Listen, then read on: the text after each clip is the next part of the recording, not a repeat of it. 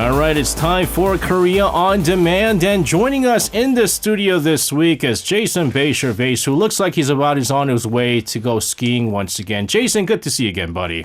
Oh, yeah, it's great to be back here, SJ. I sat in traffic for 90 minutes to be here. I appreciate Just that. to see you. We do appreciate that because I gave him some flack, right, for not coming into the studio, and I was joking. I was joking about the Hojihi thing, but good to see you in the studio.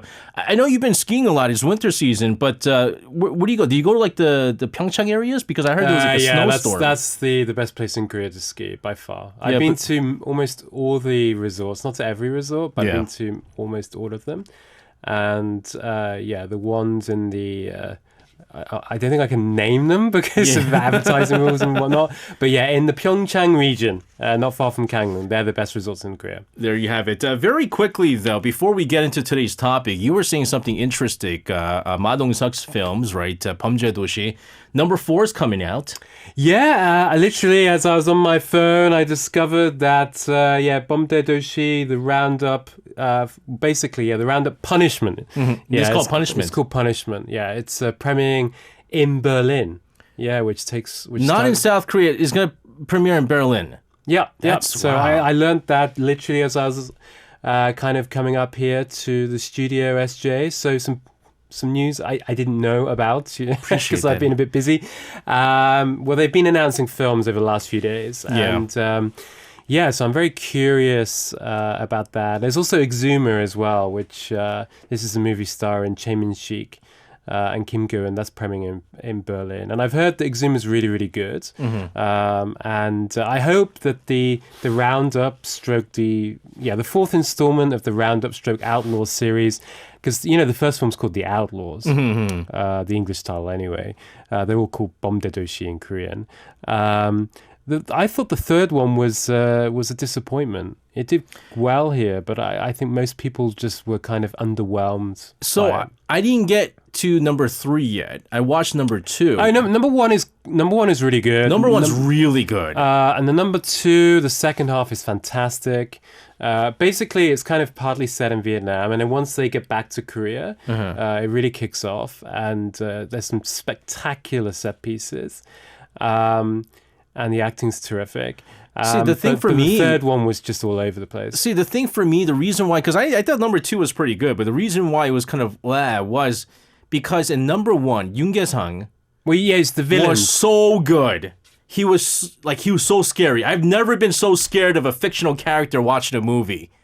He was that good playing Chang Chen, right? And you went into the second movie, and what's that guy's name? He's that popular guy. He wasn't as evil and as strong as Chang Chen. So it was kind of a Debbie Downer. I always thought, like Dragon Ball, right? The boss gets harder and harder every episode. Yep. I thought it was going to be that, but man, it's going to be really hard to beat Chang Chen played by Yoon Ge-sang. But I still have to watch number 3, and number 4 obviously is going to be cool stuff. We'll talk about that one day it does come, but this is something that everybody's been talking about. Unfortunately, I haven't watched it. Oh, you've not watched Beef? I have not watched Beef. I was really curious to hear what you thought about it, because you as a Korean American, right? Yeah, so... I know, but I have a reason though, right?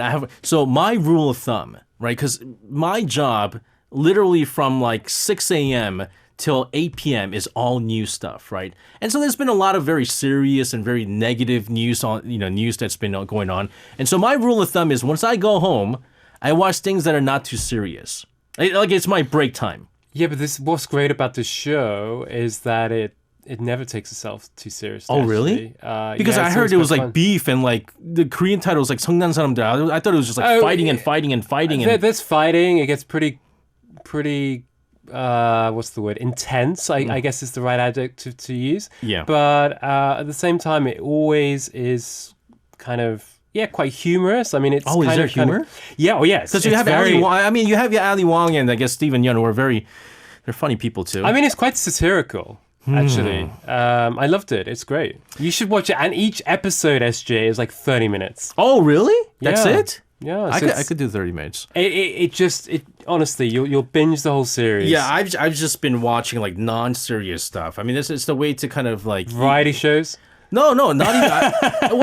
Or I'll tell you this: I've stopped watching 나는 Solo. Okay. I've stopped watching the dating shows because I said even that's stressful, right? And so I've just been rewatching The Office over and over again. But the cool thing about Beef is you have Korean American actor in Steven Yeun. Yeah. And also it's created by Lee Sung-jin, right? Yeah. Who is, I believe, of either Korean descent or he's like completely Korean. I forget. They received 8 Emmys, also winning the Outstanding Limited or Anthology Series, and of course, both actors Steven Yeun and Ali Wong just completely sweeping these awards as well. Oh yeah, it couldn't ask for a bigger sweep, to be honest with you. Yeah, I mean, of course, Beef has been around a little while now. That's the thing with the Emmys. They come a bit late. They come late in the year.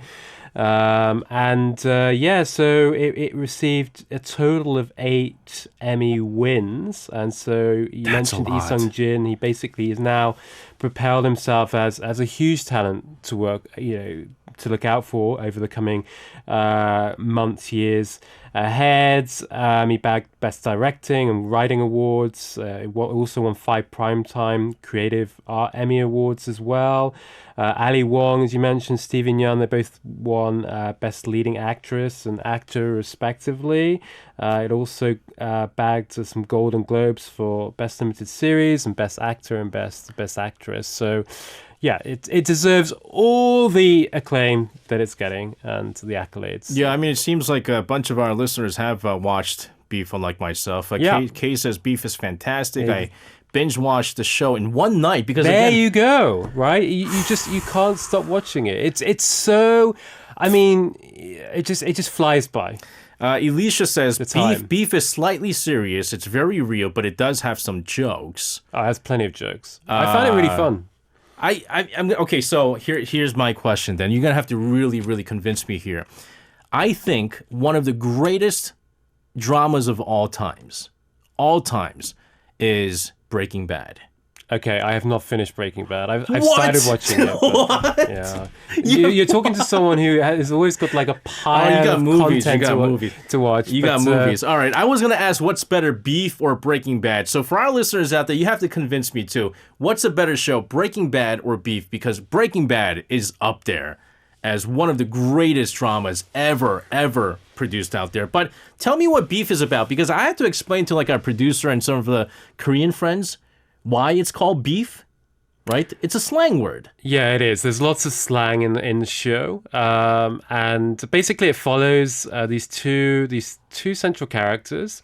You have this character played by Steven Yeun. He's this Korean American, and he's trying to make a living, and he struggled. He lives with his brother, and it starts, basically you see him in his car driving, and I think he's at this drive-through, and he basically has this altercation with this other driver of this very expensive car. I can't say. Okay. And so this is a car driven by the character played by Ali Wong. Okay. And so it's basically a road rage incident. That's what happens. And so they kind of go crazy. And so you have this man chasing after this driver, and you've got middle fingers being waved up in the air, and they basically get very angry, and ultimately there sparks off this chain of events where they're basically seeking revenge on each other because they'll do something that makes them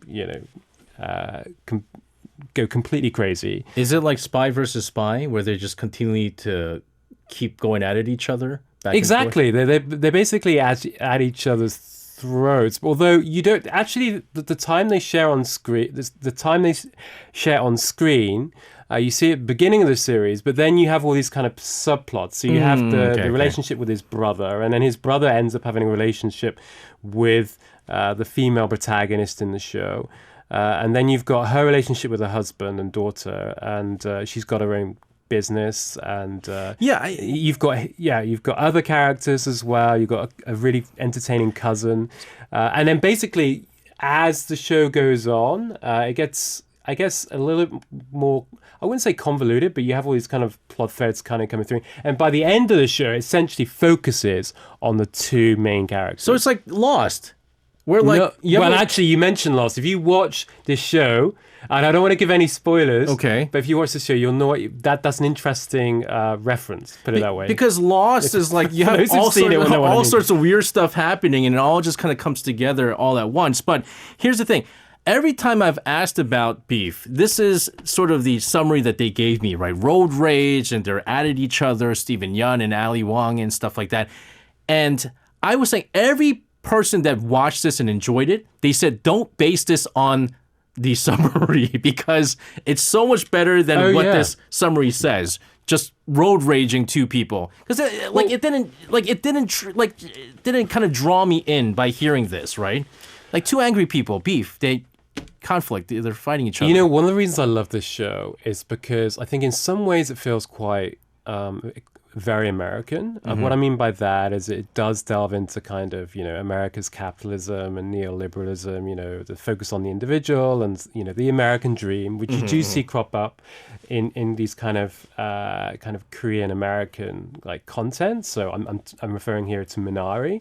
But I think at the same time, it also feels somewhat quite Korean in the way it deals with revenge as well, because revenge is a theme that features quite heavily in Korean content. Oh, absolutely. From the 1960s in films such as Housemaid, and then you've got Glory.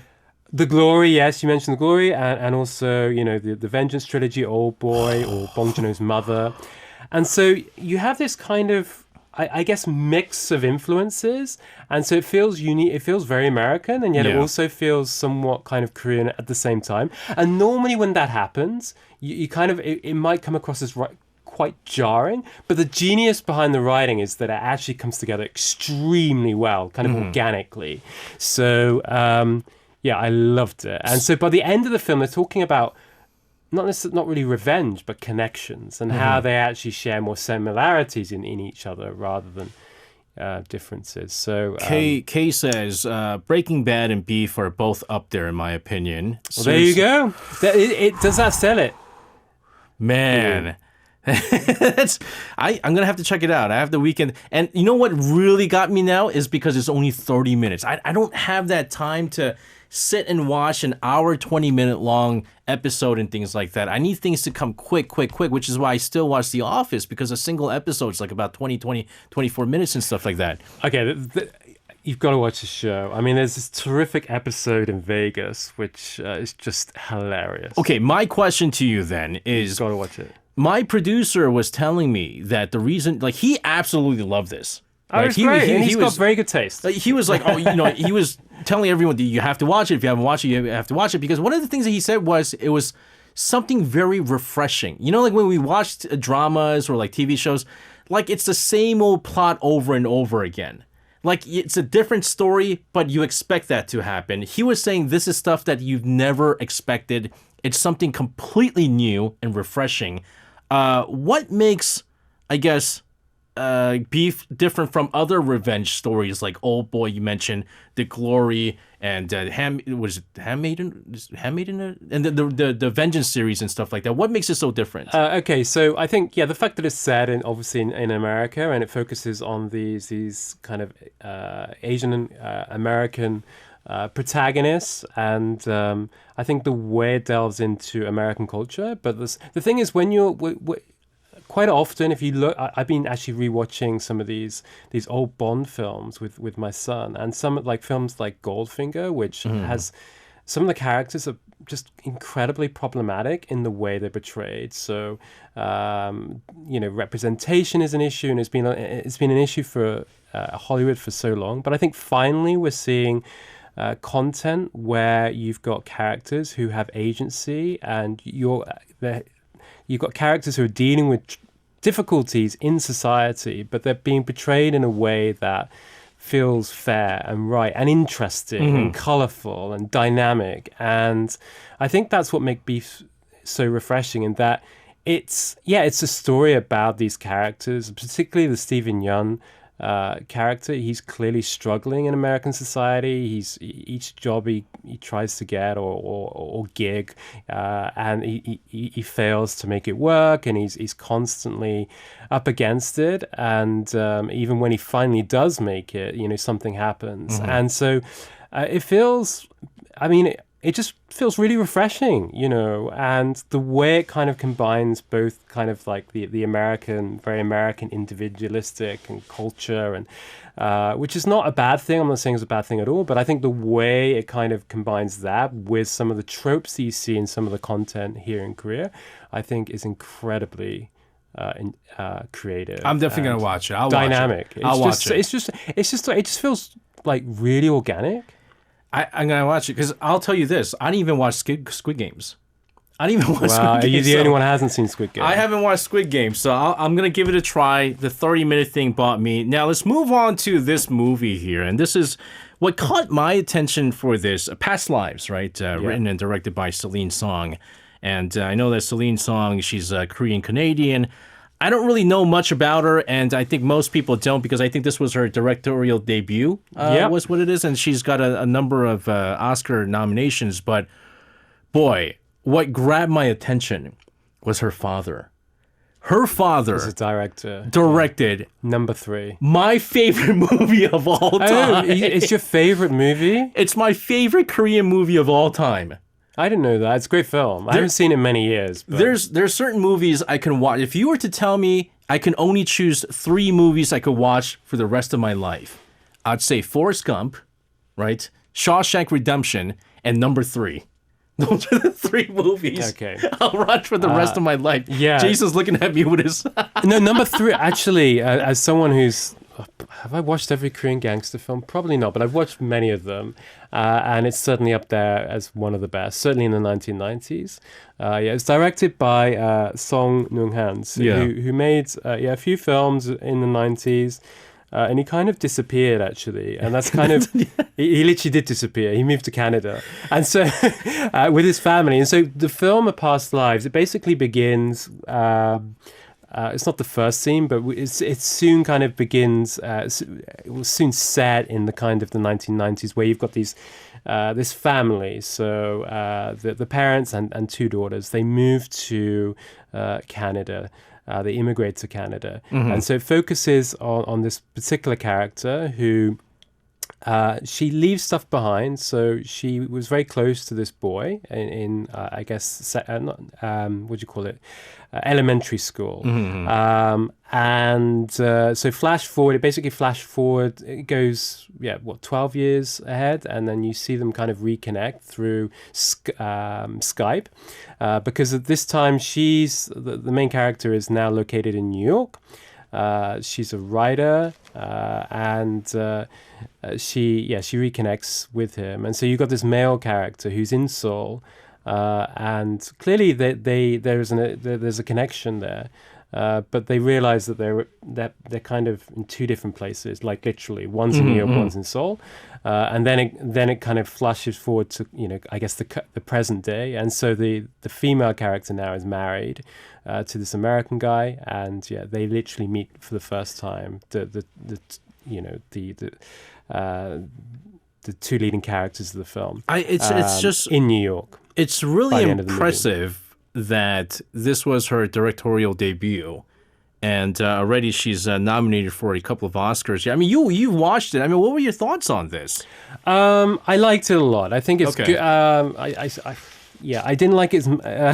Basically, it premiered at the Sundance Film Festival last year, and so there was a lot of buzz coming out of Sundance, and loads of people liked the film. I think for many reasons. I mean, the acting is great, but I think also, this story of moving to a different country and embracing a different culture, and then kind of leaving one life behind and embracing a new one. I think that resonated with a lot of people.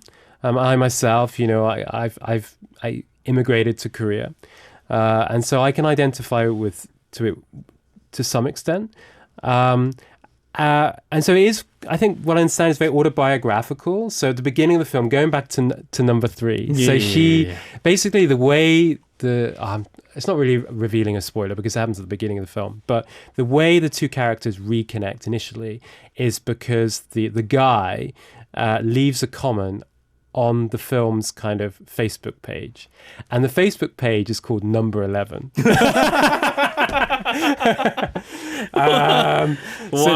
there you go. Tribute to her father. Yeah, well, they should have number 3 down. Yeah, if she did number 3, then it would have been nice. You're right. Then copyright, right? There would have been copyright issues. But yeah, so Teo Yu plays the leading male role, and actually I was very impressed with him. I've been following his career over a number of years, and he's getting really good. He's a Korean German. Yeah, that's right. I actually met him at a premiere years ago before he became really famous. I think it was at the Wailing premiere. He's a really nice guy, and he's really smart.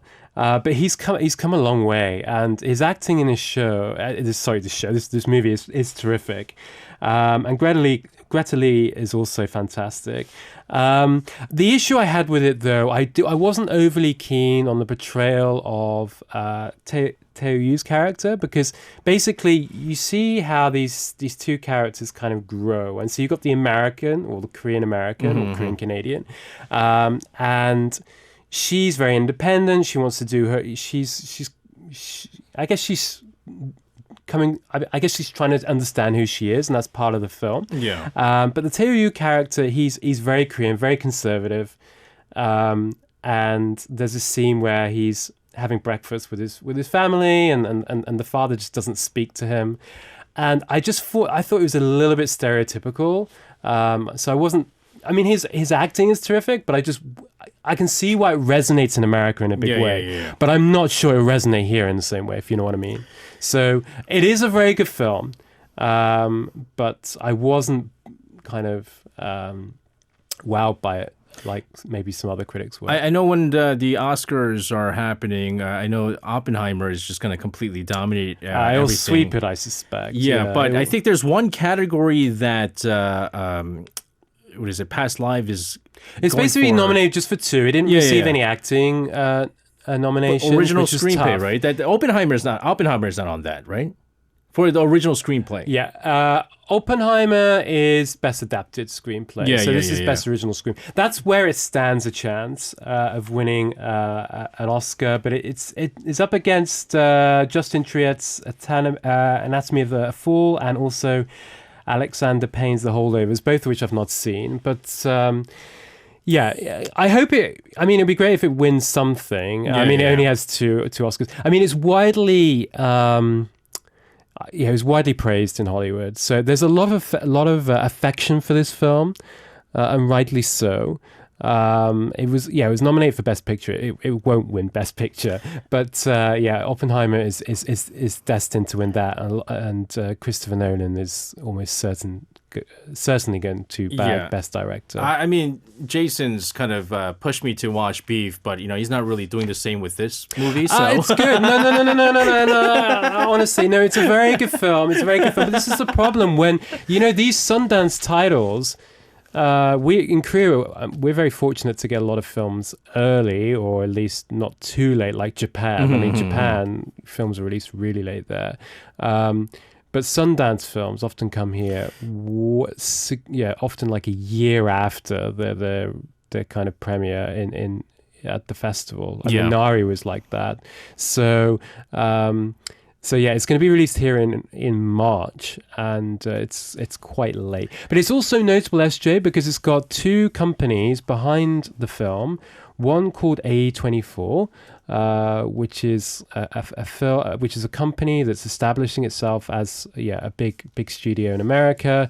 Everything, everywhere, all at once. Won a lot of the film won a lot of Oscars last year. The studio's behind that, and also CJ, which is a Korean company. There you go. There you go. A couple of our listeners chimed in with their 3 movies. Green Mile. Green Mile will be my number 4 movie, by the way, Alicia. District 9, The Village. Chris Rhodes says The Matrix, Fountain, and The Lord of Rings. That's cheating. Lord of the Rings, that's 3 movies. It's a very good movie, though. Anyways, Jason, as always, thank you very much for coming in this time. I know you have a long ride back, but as always, stay safe. I wanted to come and see you in person, SJ. Appreciate that. We'll see you next time. All right, take care.